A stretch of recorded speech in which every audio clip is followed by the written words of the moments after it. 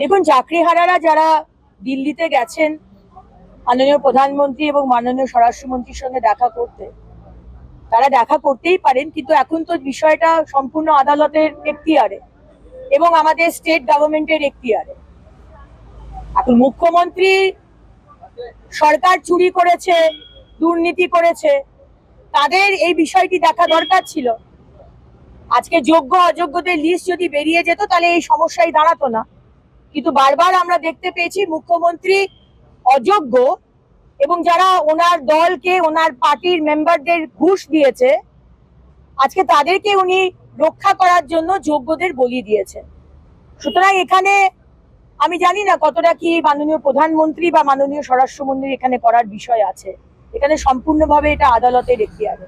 আজকে বাংলার মানুষের কাছে এই বার্তাটা যাওয়াটা খুব দরকার যে মাননীয় মুখ্যমন্ত্রী, আপনি যে সাদা 30,000 টাকা দামের যে লিনেনের শাড়িটা পরেন, ওই শাড়িটার ওপরে কিন্তু দুর্নীতির দাগ লেগে আছে।